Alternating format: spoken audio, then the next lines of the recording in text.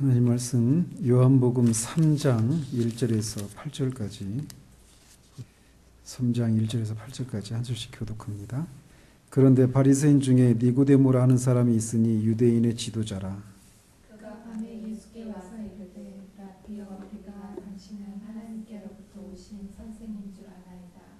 하나님이 함께 하시지 아니하시면 당신이 행하시는 이 표적을 아무도 할 수 없음이니이다. 예수께서 대답하여 이르시되 진실로 진실로 내게 이르노니 사람이 거듭나지 아니하면 하나님의 나라를 볼 수 없느니라.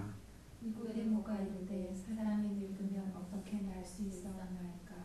두 번째 모태에 들어갔다가 날 수 있사옵나이까?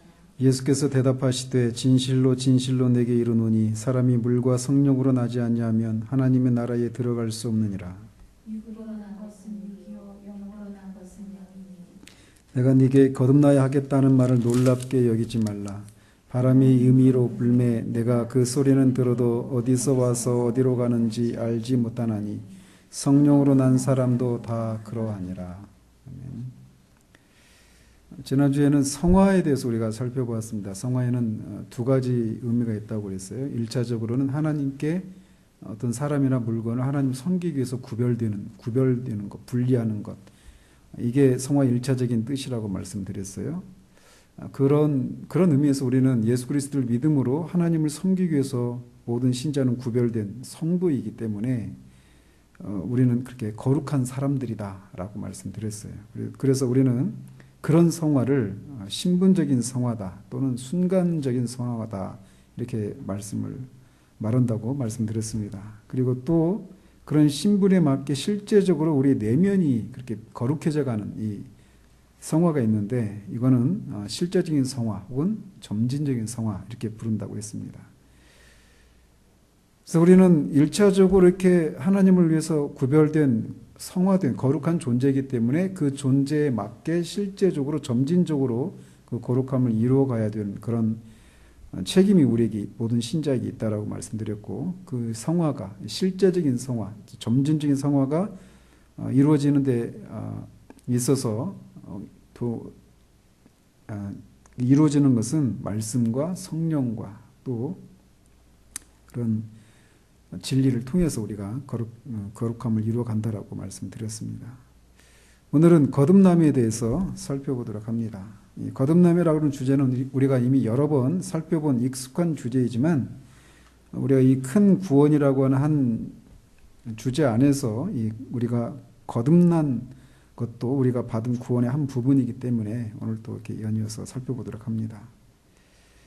사도 요한은 요한복음 1장 13절에서 하나님께로부터 난 자들이라고 하는 이런 표현을 통해서 거듭남이라고 하는 주제를 암시하고 있었습니다.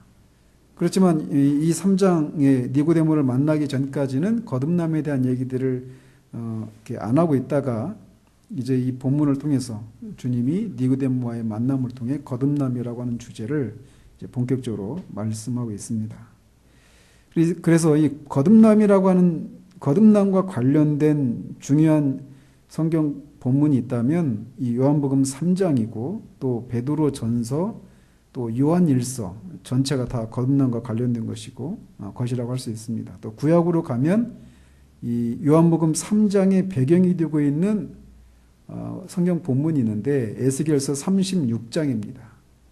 거기에서는 비록 거듭남이라고 하는 단어를 사용하고 있지는 않지만 오늘 본문인 이 요한복음 3장에서 주님이 니고데모에게 이렇게 말씀하셨던 이 거듭남에 대한 배경이 되는 본문이 바로 에스겔서 36장이라고 할 수 있습니다. 그래서 오늘은 이 각각에 대해서 요한복음 3장에서 말하는 내용, 베드로전서, 요한일서, 에스겔서 36장이 서로 어떤 관계가 있는지, 거듭나야 하는 이유, 또 거듭난 사람의 특징들, 또 무엇으로 거듭나는지 이런 내용들을 우리가 다시 한번 정리를 해보도록 합니다. 니고데모는 예수님을 찾아와서 하나님께로부터 오신 선생으로 이렇게 확신을 하면서 주님께 찾아왔습니다. 그런데 이 요한복음 3장 앞에 그 2장 말미에 보면 그 많은 사람들이 예수님을 그 예수님의 이름, 예수님이 행하신 표적을 보고 많은 사람들이 그의 이름을 믿었다라고 얘기를 하고 있어요. 그런데 이 니고데모는 그런 사람들보다 좀 더 나은 그런 위치에서 있었던 사람이었습니다. 우리가 읽진 않았지만 10절에 보면 니고데모는 이스라엘의 선생이었거든요. 그러니까 이 거듭남에 대한 주제를 얘기했을 때 니고데모가 알아듣지를 못하니까 주님이 네가 이스라엘의 선생으로서 이미 이 주제, 거듭나야 하나님 나라에 들어갈 수 있다라고 하는 이 주제를 이미 구약에서 말하고 있는데 너가 이스라엘의 선생임에도 불구하고 어떻게 그것을 모를 수 있느냐라고 이렇게 책망하시는 이런 구절을 이렇게 통해서 알 수 있는 것처럼 니고데모는 이 밤중에 찾아왔던 니고데모는 다른 유대인들과는 달리 이스라엘의 선생으로서 그러니까 예수님을 바라볼 수 있는 더 높은 그런 식견을 가지고 있었던 그런 사람이라고 할 수 있습니다. 그럼 분명히 그렇게 예수님을 다른 사람들보다는 더 어떤 그 예수님을 알아볼 수 있는 그런 위치에 있었던 그런 인식과 분별력을 가졌던 사람이었지만 그는 하나님 나라에 들어갈 수 없는 그런 사람으로 예수님을 찾아온 것입니다. 그는 자신을 매우 훌륭한 학자로 그리고 자신이 아브라함의 자손이라고 하는 것을 자랑하는 사람으로 그렇게 찾아왔었습니다. 그렇지만 우리가 이미 여러 차례 요한복음 3장 강의를 통해서도 여러 번은 나눠서 살펴보기도 했고 니고데모는 굉장히 누구라도 니고데모 같은 선생은 정말 하나님 나라에 들어가기에 가장 앞에 서 있는 사람이라고 말할 수 있을 만한 그런 위치에 있었던 사람입니다. 그런 불경한 사람이 아니었어요. 경건한 사람이었고 또 사람들로부터 존경을 받고 있었던 그런 바리새인이어서 니고데모 본인을 포함해서 니고데모를 아는 모든 사람들이 당연히 하나님 나라에 들어가는 건 당연한 것으로 알고 있었던 사람이라고 할 수 있단 말이죠. 그럼에도 불구하고 그에게 주님은 3절에서 사람이 거듭나지 아니하면 하나님 나라를 볼 수 없다라고 먼저 말씀을 하십니다. 여기서 거듭난다라고 하는 단어가 원어로 게나오라고 하는 단어인데 이게 다시 거듭난다라고 하는 것은 여기서 이제 거듭난다, again이거든요, 영어로. 이 본문에서는 그래서 다시 난다라고 하는 이런 뜻으로도 번역이 되었고 겟나오라고 하는 단어가 그런데 어떤 부분에서는 위로부터라고 하는 이런 의미도 있어요. 겟나오라고 하는 단어가 다시라고 하는 뜻도 있고 위로부터라고 하는 뜻도 있단 말이죠. 그래서 31절 같은 경우에도 이렇게 위로부터라고 한 이렇게 번역을 했습니다. 똑같은 단어가. 거듭나야 한다고 할 때 그 게나오라고 하는 단어가 31절에서는 위로부터 이렇게 번역을 했단 말이죠. 그런데 또 이 똑같은 단어가, 이 게나오라고 하는 단어가 누가복음 1장 3절 같은 경우는 근원부터라고 하는 그런 뜻도 포함되어 있습니다. 그래서 누가가 이 누가복음을 쓰면서 여러 사람들이 그 예수님의 행적을 이렇게 살피면서 그 근원부터 자세히 살폈던 많은 사람들이 있었다 이런 얘기를 하잖아요.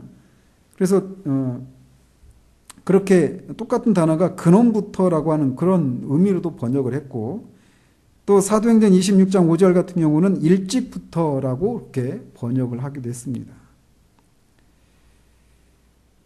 그래서 이 거듭난다라고 하는 것은 이런 의미들이 다 섞여 있다고 할 수도 있어요.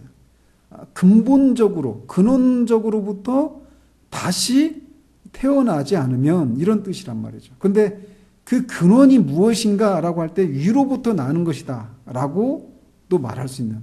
그래서 이 게나오라고 하는 단어 안에 이미 거듭난다라고 하는 단어가 무슨 뜻을 가지고 있는가를 또 누가 거듭나게 하는가 이런 것이 이미 함축되어 있다라고 말할 수 있어요. 그런데 니고데모는 이 말을 알아듣지를 못했습니다. 사람이 거듭나지 아니하면 하나님 나라를 볼 수 없다라고 하는 말을 그는 알아들을 수가 없었어요. 니고데모는 아브라함의 후손으로 태어났고 그리고 그것을 그의 아주 자랑스럽게 생각했던 그런 사람이었고, 말씀드렸던 것처럼 그는 매우 훌륭한 경건한 사람이었습니다. 그러나 사람이 보기에는 그러했지만 하나님께 대해서는 그렇지 못했다라는 것입니다. 그가 비록 아브라함의 자녀이긴 했지만 하나님으로부터는 정죄의 선고를 받고 있는 아담의 후손에 불과했던 거예요. 만약 하나님 나라에 들어가는 것이 이렇게 육신의 출생에 의해서 결정되는 것이라면 그는 다시 태어날 필요가 없었겠죠.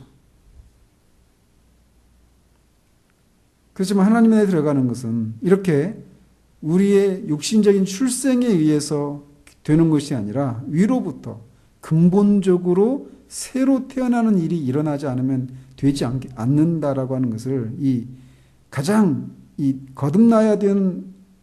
거듭날 필요가 없을 것 같은 이 니고데모라고 하는 훌륭한 사람을 통해서 이 교리를 주님이 말씀하고 계신 것입니다.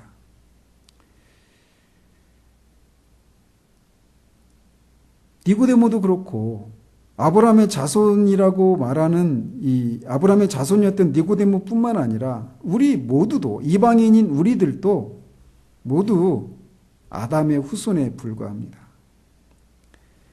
아담의 본성은 죄로 인해서 부패되었고 모든 인류는 그의 타락하고 부패한 본성을 자손 대대로 물려받았습니다. 그래서 영적으로 죽어 있고 또 영적으로 소경된 상태로 태어났어요. 그래서 그런 영적인 소경으로 태어났기 때문에 하나님 나라를 볼 수가 없습니다.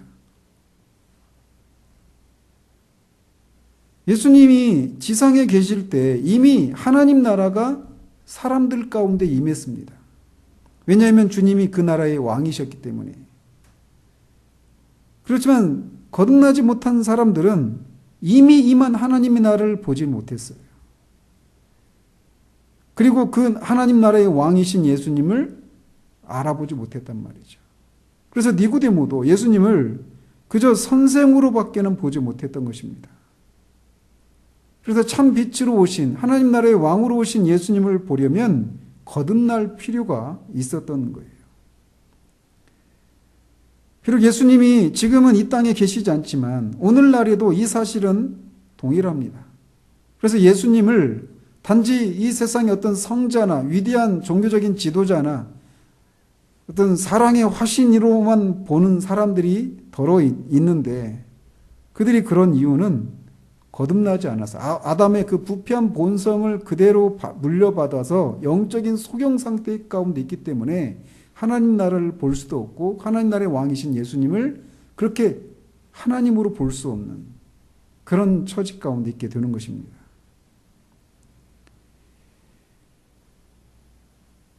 그러나 이 사람이 이렇게 위로부터 근본적으로 새로 태어나야 된다. 아담으로부터 물려받은 이 본성, 부패한 본성이 아닌 새로운 본성을 받아야만 된다라고 하는, 그래야만 하나님 나라를 볼 수 있다라고 하는 이 주님의 말씀을 니고데모는 이해를 못했습니다. 그래서 사람이 늙으면 어떻게 다시 태어날 수 있습니까? 라고 말하면서 이 주님의 이 말씀에 충격을 받고 그런 얘기를 하자 주님은 5절에서 한 단계 더 나아간 가르침을 베풉니다. 그러면서 5절에서 뭐라고 말씀하시냐면 진실로 진실로 내게 이르노니 사람이 물과 성령으로 나지 아니하면 하나님 나라에 들어갈 수 없다라고 말씀하십니다. 아담의 부패한 본성을 가지고 있는 사람들은 하나님 나라를 볼 수도 없을 뿐만 아니라 하나님 나라에 들어갈 수도 없다라는 거예요. 하나님 나라에 들어가기 위해서는 물과 성령으로 거듭나야 한다라고 말씀하십니다. 여기서 물은 거듭나게 하는 도구에 해당되고 성령은 거듭나게 하는 주체를 이제 말씀하고 계십니다. 아브라함의 후손으로서 자신들은 아브라함의 후손으로서 하나님 나라의 백성들이고 그래서 당연히 하나님 나라에 들어갈 것으로 알고 있었던 니고데모는 니고데모 입장에서는 주님의 이 말씀, 물과 성령으로 거듭나야만 하나님 나라에 들어갈 수 있다라고 하는 이 말씀에 니고데모는 영적인 충격을 받습니다. 혼돈에 빠집니다. 그래서 어떻게 그런 일이 있을 수 있습니까? 라고 주님께 묻고, 또 뒤에서 예수님은 너는 이스라엘 선생으로서 이런 것들을 알지 못하느냐라고 말씀하시면서 이 거듭남이라고 하는 것, 물과 성령으로 인해서 거듭나야만 하나님 나라에 들어갈 수 있다라고 하는 이 진리가 주님이 처음 말씀하신 것이 아니라 이미 구약에서도 선지자를 통해서 예언하고 있었다라고 하는 것을 이렇게 말씀하시면서 이스라엘의 선생인 네가 어떻게 그런 진리를 알지 못하고 이렇게 충격을 받고 놀라느냐라고 책망하고 계시는 거예요. 이 거듭남의 진리는 전혀 새로운 진리가 아니라 이스라엘 백성들이 한 번도 들어보지 못한 진리였던 것이 아니었던 겁니다. 이 거듭남의 진리는 선지자들이 예언한 내용들의 뿌리를 내리고 있었고, 특별히 앞에서도 말씀드린 것처럼 에스겔서 36장에서 이 물과 성령에 대해서 언급하시면서 이 주제를 다루고 있었던 것입니다. 그런데 니고데모가, 이스라엘의 선생이었던 니고데모가 에스겔서에서 말하고 있는 이 진리에 대해서 무지했었던 거예요. 그러면서 여기서 물과 성령으로 나야 한다라고 말씀하실 때 이 물이 뭘 말하는지에 대해서 많은 논란이 있어 왔습니다.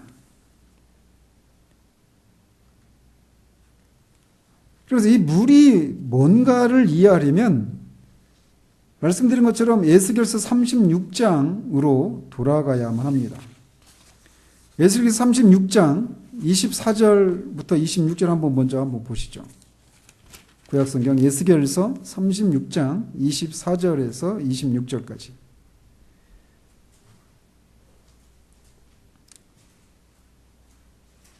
제가 가진 성경은 1209쪽에 있습니다.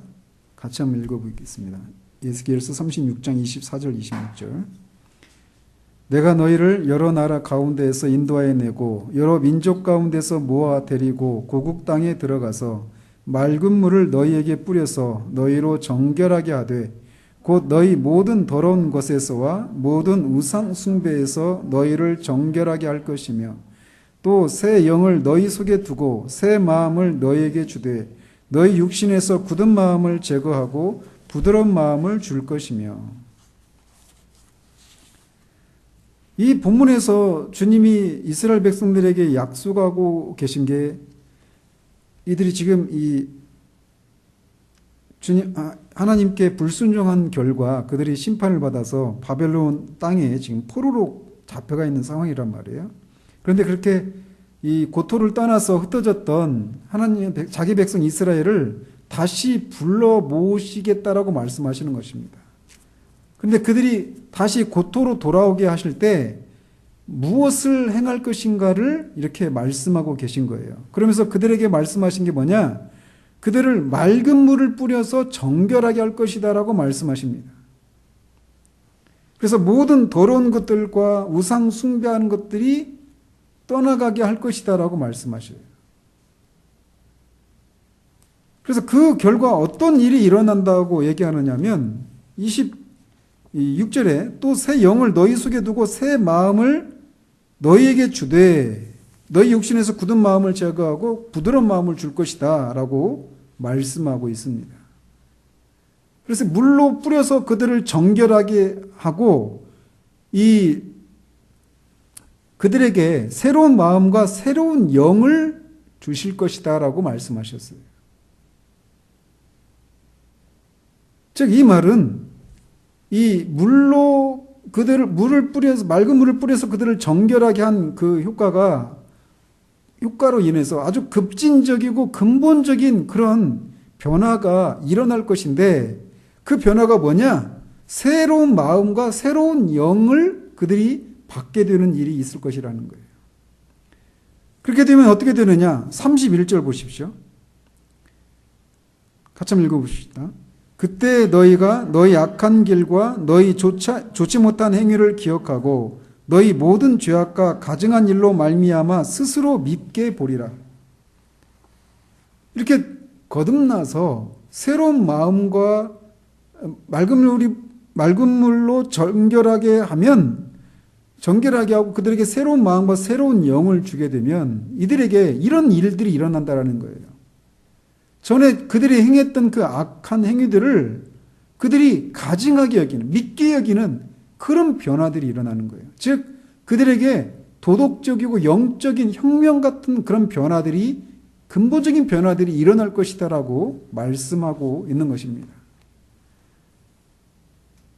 근데 이런 변화는 단순히 도덕적인 변화의 수준에 그치는 것이 아니에요. 이 세상에서 어떤 사람들은 급격하게 도덕적인 변화를 겪는 사람들이 있어요. 그렇죠? 믿지 않는 사람들에게도 그런 일들이 종종 있습니다. 개과천선한다 이런 얘기를 하잖아요. 실제로 그런 일이 흔하지는 않지만 있단 말이에요. 근데 여기서 말씀하고 있는 게 그런 게 아니에요. 에스겔 선지자를 통해서 하나님이 약속하신 것은 그 사람의 존재 깊은 곳에서 일어나는 그런 변화를 얘기하고 있었던 것입니다.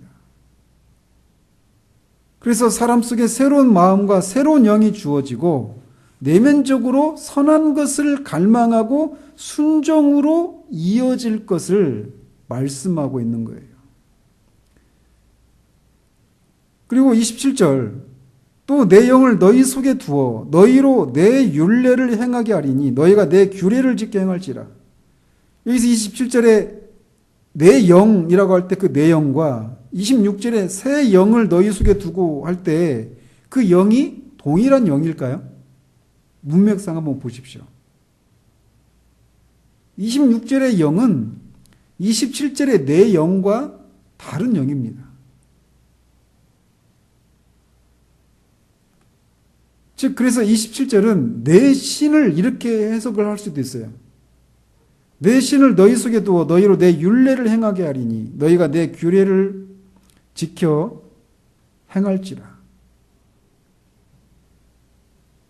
즉 이 구절이 지금 이 거듭남에 대해서 말하고 있는 구절이었는데 이스라엘의 선생인 니고데모가 이거를 알지 못하고 예수님으로부터 물과 성령으로 나지 않냐면 하나님 나라에 들어갈 수 없다라고 하는 말을 듣고 충격을 받고 있었다라는 거죠.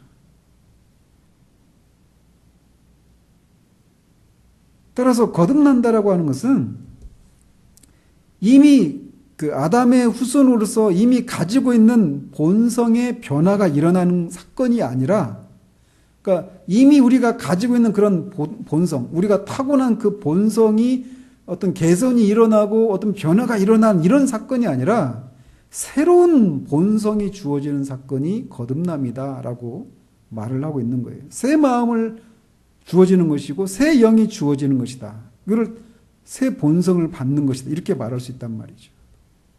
그래서 거듭나는 것은 근원적으로부터 완전히 새롭게 태어나는 것을 말하는 것입니다.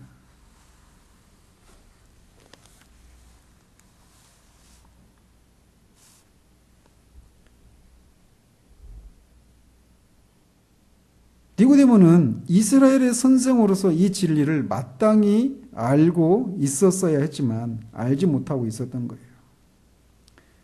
따라서 이 구절들, 이 에스겔서나 또 요한복음에서 말하고 있는 이 말씀을 통해서 우리가 알 수 있는 것은 거듭난다라고 하는 것은 하나님의 영에 의해서 이루어진다라고 하는 사실을 먼저 볼 수 있습니다. 그래서 거듭난 사람은 성령으로 난 사람이고 또 성령으로 난 사람은 그 본성과 특징에 있어서 영적인 사람이라고 말할 수 있습니다. 다른 말로 에스겔을 통해서 하나님 우리에게 예언하고 계신 것처럼 새로운 마음과 새로운 영은 성령의 산물이고 우리가 그 하나님의 본성에, 거룩한 본성에 참여한 결과로 주어지는 것입니다. 따라서 우리가 아무리 개선을 하고 교육을 받고 문명의 혜택을 입고 심지어 기독교적인 그런 종교를 기독교라고 하는 종교를 가지고 있어도 우리의 타고난 본성이 아닌 새로운 본성을 받는 그런 일이 일어나지 않으면 여전히 우리는 육은 육일 뿐이라는 거예요. 그래서 거듭나는 것이 없으면 영적인 사람이 되는 것은 불가능한 것입니다.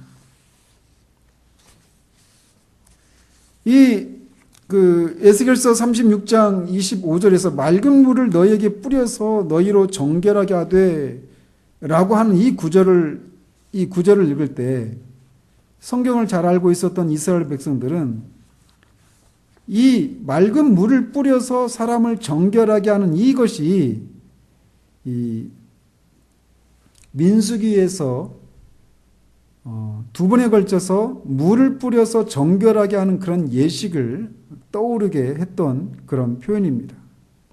그래서 민수기 8장에 보면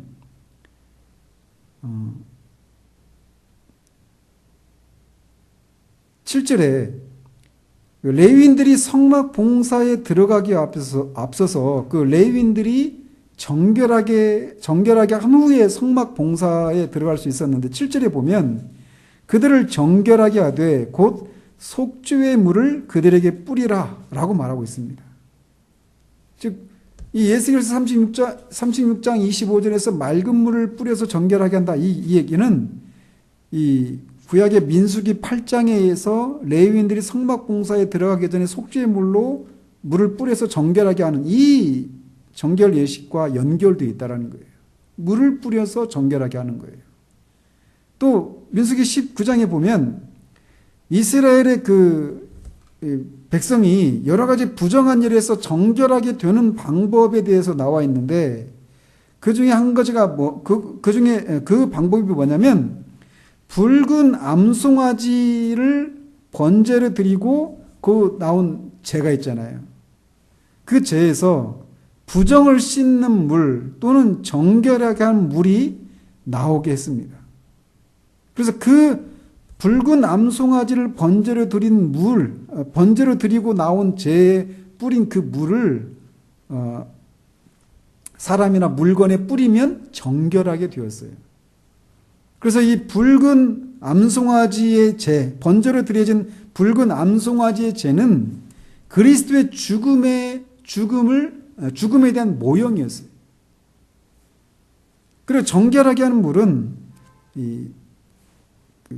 살아있는 그 흐르는 물로서 성령에 대한 모형이기도 했습니다.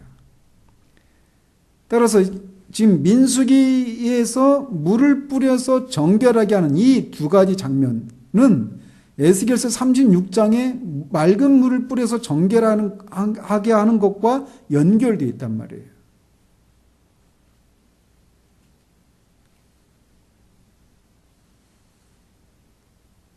즉, 이 물이 결국 이 에스겔서 또 민수기 또 요한복음 3장에서 물과 성령으로 나야 된다라고 말할 때 그 물이 이 세 군데에서 민수기, 에스겔서, 요한복음에서 서로 연결되어 있다는 겁니다.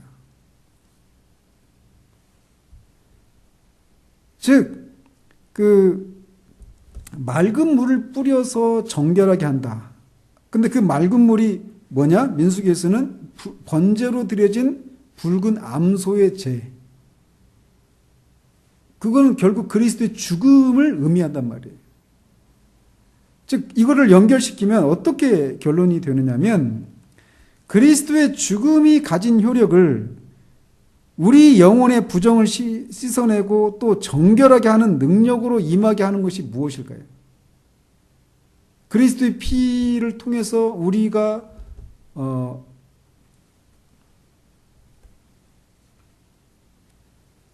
우리의 그런 부정이 씻어지고 정결하게 하는 것은 결국 하나님의 말씀입니다.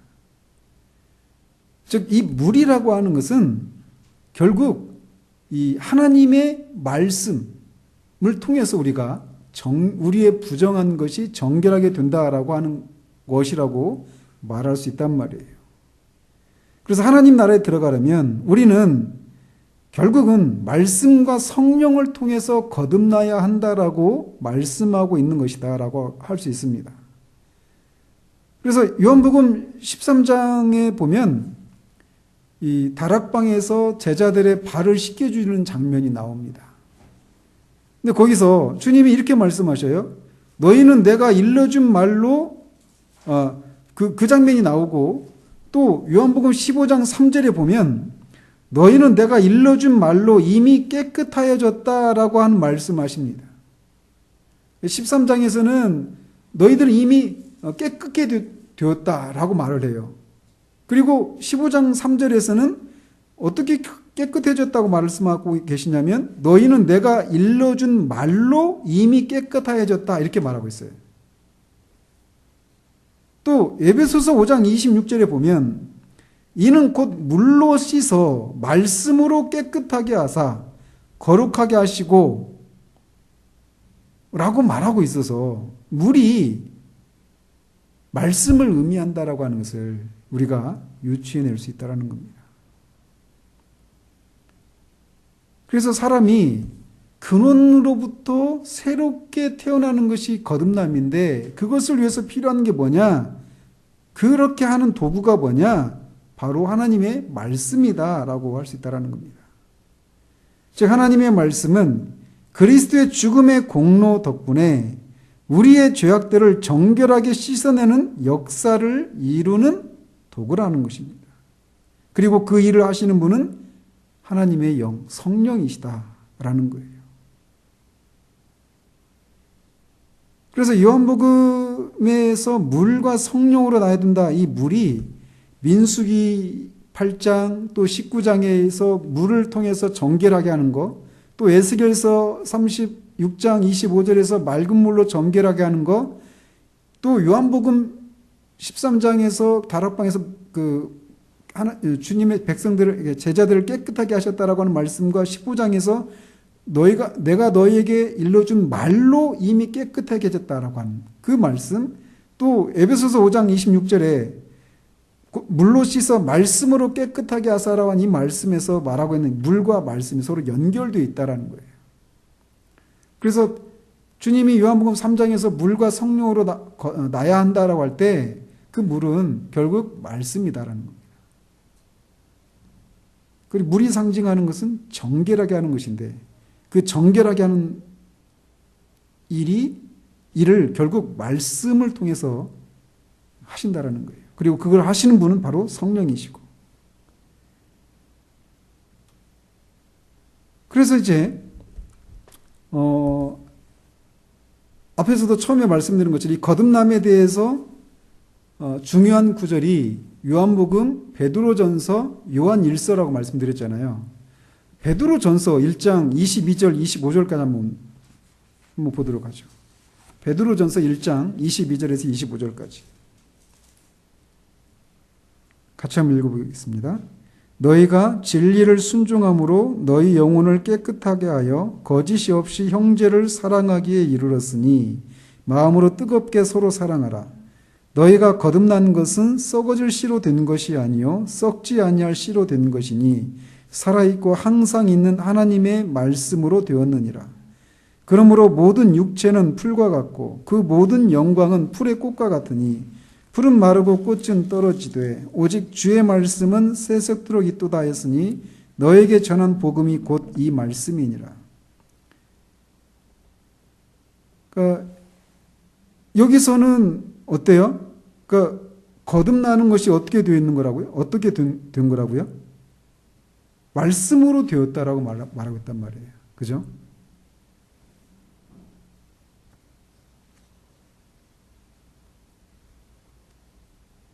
우리는 이 구절에서 말하고 있는 것처럼 우리는 성령을 통해서 진리에 순종함으로써 영혼의 깨끗함을 받았다라고 말하고 있습니다.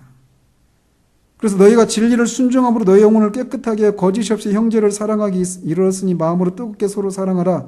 이 구절은 우리 쪽에서 이루어진 일을 말하고 있어요. 그죠? 그런데 어때요? 23절 너희가 거듭난 것은 썩어질 씨로 된 것이 아니요 라고 하면서 그 뒤에 이어지는 구절은 하나님 쪽에서 이루어진 것을 말해주고 있습니다.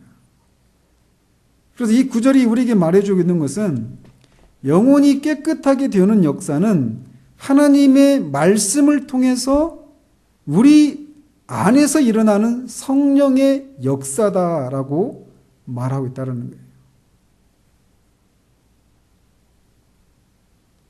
그래서 우리 영혼이 깨끗하게 되어지는 이 거듭나는 이 일은 이 성령에 의해서 이루어지는 일인데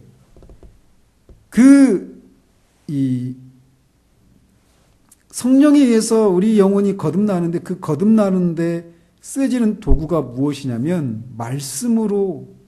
말씀이라고 얘기하고 있는 것입니다. 그래서 이 말씀을 통해서 성령께서 말씀을 통해서 우리를 거듭나게 하시는 거예요. 아담의 자녀로서 우리는 썩은 씨, 그러니까 썩지 아니할 씨 정도가 아니라 썩은 씨로 태어났다라고 말할 수 있습니다. 그런데 이제 우리는 썩지 아니할 씨로 거듭났다라고 얘기하고 있어요.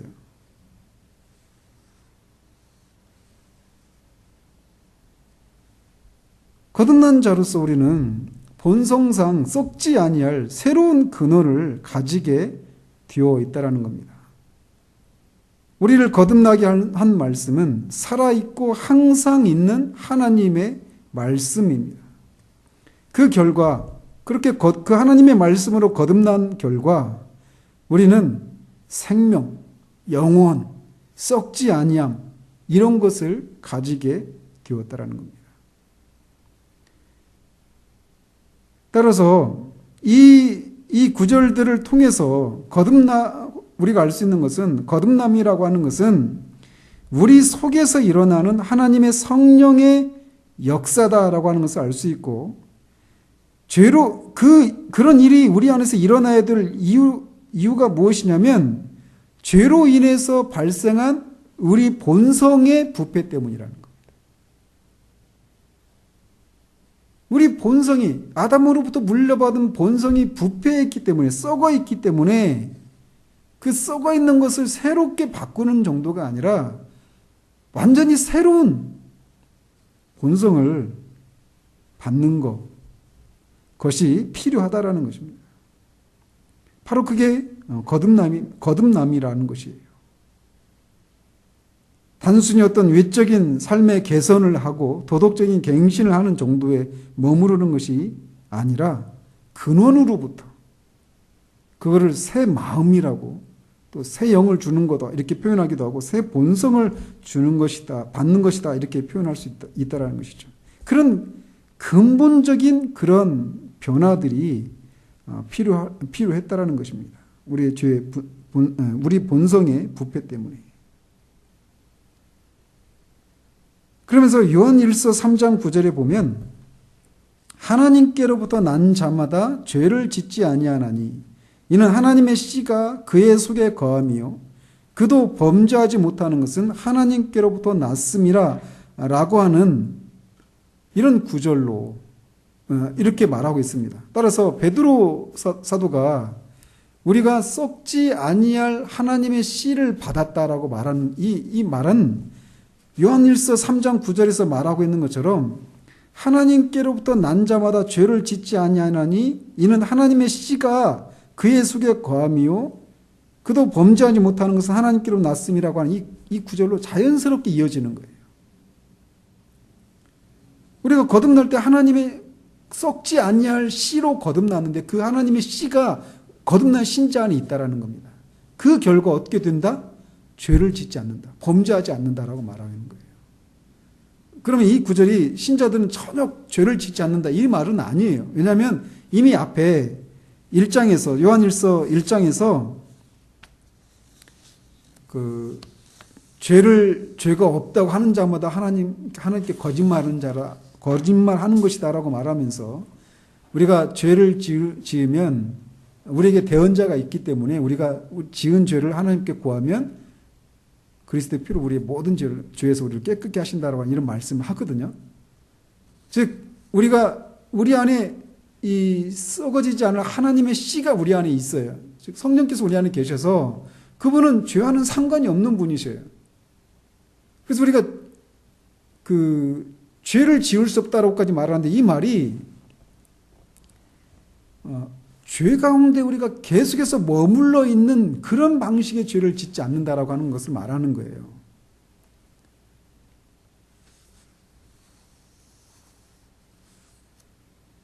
아무튼 요한 사도가 우리에게 강조하고 있는 것은 하나님께로부터 난 사람, 즉 다른 요한 복음을 가지고 말하면 거듭난 사람은 하나님의 씨가 그의 속에 거한다라는 겁니다. 그리고 이 사실은 취소될 수 없는 것이다라고 말을 해요.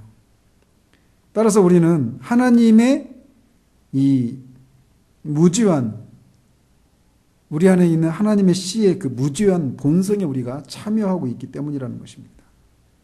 그래서 거듭난 사람은 죄를 지을 수 없다. 왜? 하나님께로부터 났기 때문에 이렇게 말을 하고 있는 거예요. 그럼에도 불구하고 이게 아예 죄를 짓지 않는 어떤 죄된 행위도 하나하나를 짓지 않는다 이런 말씀이 아니라고 하는 것은 앞에서 말씀드린 그런 이유 때문에 그렇습니다. 즉 신자 안에는 하나님의 씨가 있으므로 죄 가운데 거할 수 없다라는 거예요.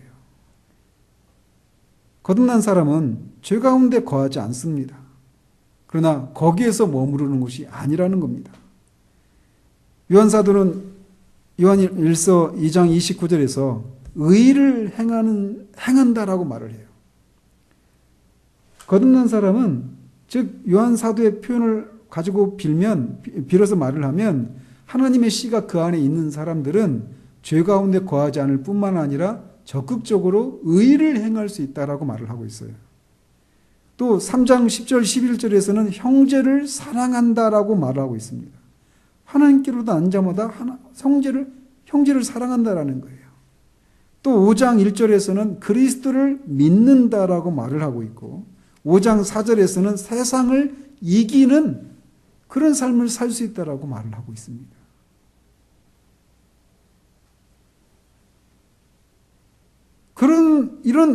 이게 거듭난 사람에게서 나타나는 그런 특징들이에요. 죄 가운데 거하지 않을 뿐만 아니라 적극적으로 의를 행하고 형제를 사랑하고 그리스도를 믿고 세상을 이기는 그런 삶의 특징을 보인다는 것입니다.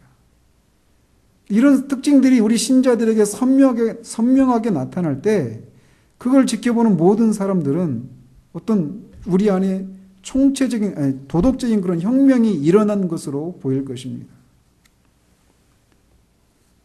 그렇게 될 수 있는 것은 근본적으로 그런 변화가 일어났기 때문이에요. 그러면서 요한일서 한번 가보십시오. 요한일서 1장 7절에 보면 그가 빛 가운데 계신 것 같이 우리도 빛 가운데 행하면 우리가 서로 사귐이 있고 그 아들 예수의 피가 우리를 모든 죄에서 깨끗하게 하실 것이요 라고 말하고 있어요.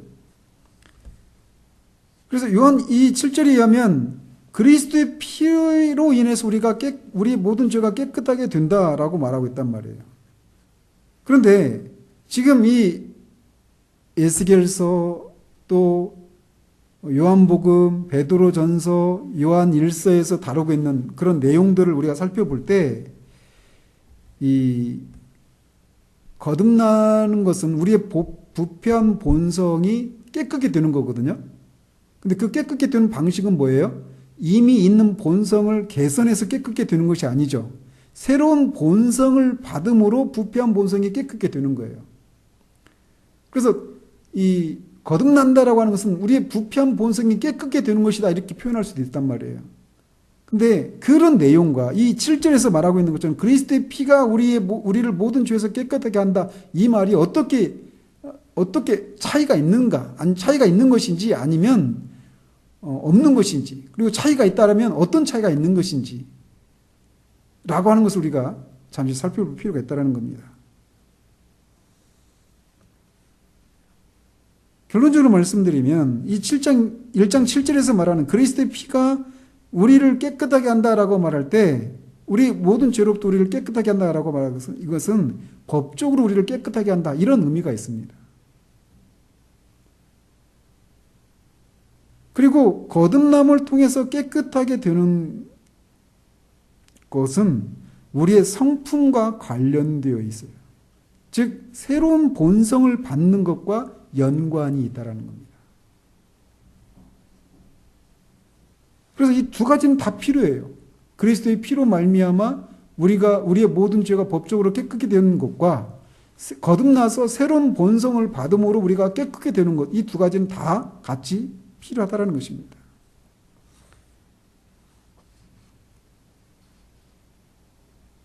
근데 우리가 이렇게 살펴본 것처럼 거듭나는 것은 하나님의 성령이 말씀을 사용해서 우리에게 그런 일을 하시는 거예요. 그렇다면 이 거듭나는 것과 복음 전도와는 어떤 관계가 있는가라는 겁니다. 복음을 전하는 것과 무관하게 성령을 통해서만 거듭나는 일이 일어나는 것인가? 그것에 대한 답은 베드로 전서에 있습니다. 앞에 베드로 전서 1장 23절 25절 한번 보시죠. 베드로 전서 1장 22절에서 1장 23절에서 25절 같이 한번 읽어보겠습니다. 너희가 거듭난 것은 썩어질 씨로 된 것이 아니요 썩지 아니할 씨로 된 것이니 살아있고 항상 있는 하나님의 말씀으로 되었느니라. 그러므로 모든 육체는 풀과 같고 그 모든 영광은 풀의 꽃과 같으니 풀은 마르고 꽃은 떨어지되 오직 주의 말씀은 새색도록 있도다 하였으니 너에게 전한 복음이 곧 이 말씀이니라. 즉 거듭나는 것은 뭘로 된다고요? 하나님의 말씀, 즉 복음으로 거듭난다라고 베드로 사도를 통해서 명시적으로 말씀하고 있어요. 거듭나는 것이 성령의 사역임에도 불구하고 그럼에도 불구하고 우리는 그러면은 아무것도 할 수 없느냐? 그게 아니라는 것입니다. 복음을 통해서 거듭나기 때문에 복음 전도가 반드시 필요하다라는 거예요. 그런데 이제 우리가 그런 거듭남을 얘기할 때 우리가 항상 성령의 주권적인 사역이기 때문에 우리 쪽에서는 무엇인가를 우리가 할 수가 없는 것으로만 생각되어서 그냥 그런 일이 우리에게 일어나기를 그냥 마냥 기다리는 그런 생각을 가지기가 쉽단 말이에요. 그런데 이 두 가지가 같이 강조가 되어야 한다는 것입니다.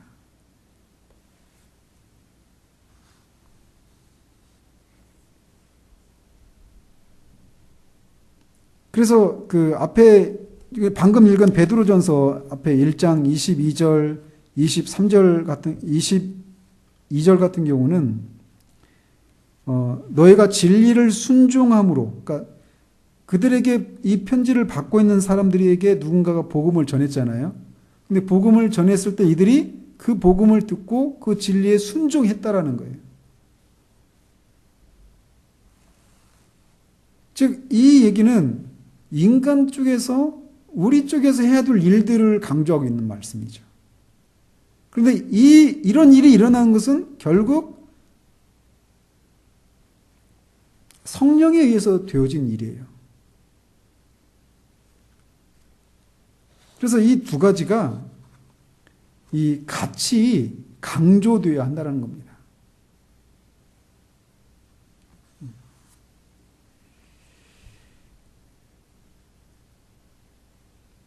그런데 이런 질문을 할 수 있어요. 왜냐하면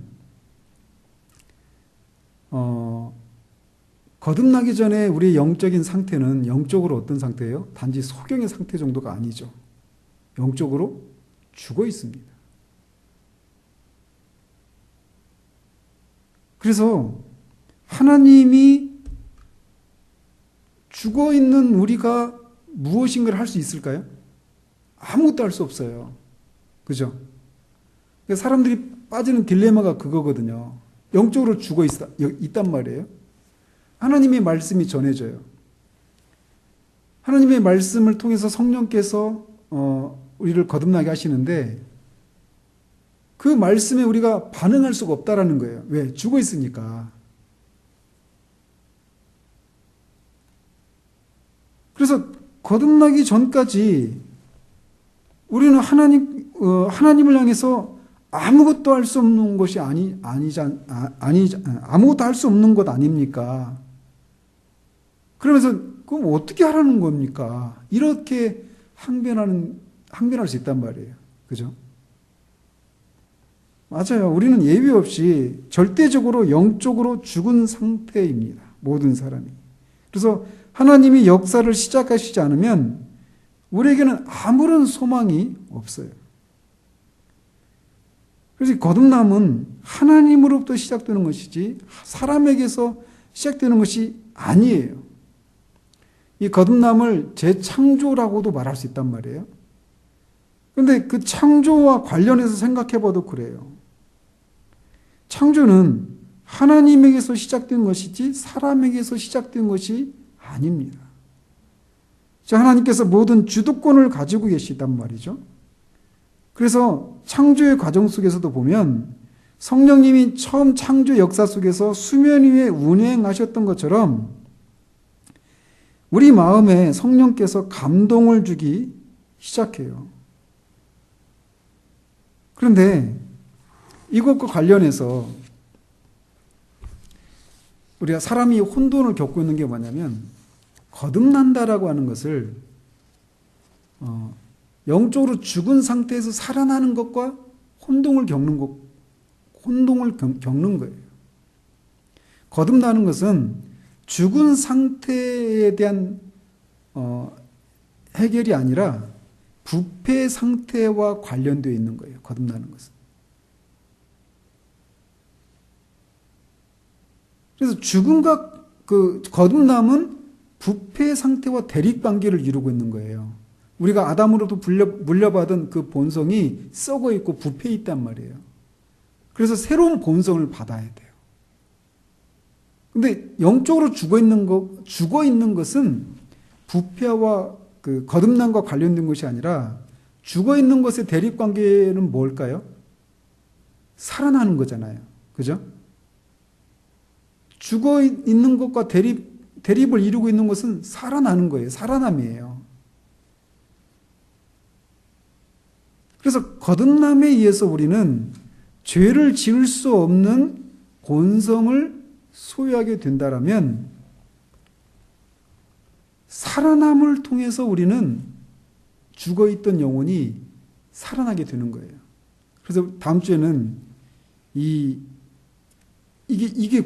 구분을 할 필요가 있는 거예요. 영적으로 살아나는 거, 영적으로 죽어 있는 상태에서 영적으로 살아나는 거, 이걸 영어로 퀴크닝이라고 하거든요. 퀴크닝. 영혼의 살아남과 영혼이 본성이 부패되어 있어서 거듭나는 것과 이 구분을 할 필요가 있는 거예요. 근데 이 구분이 안 이루어지면 나는 영적으로 죽어 있어서 말씀에 반응할 수 없는데 내 쪽에서 무엇을 할 수 있단 말입니까? 라고 하면서 우리 쪽에서 아무것도 안 하지 그냥 있는 그런 일이 일어난단 말이에요.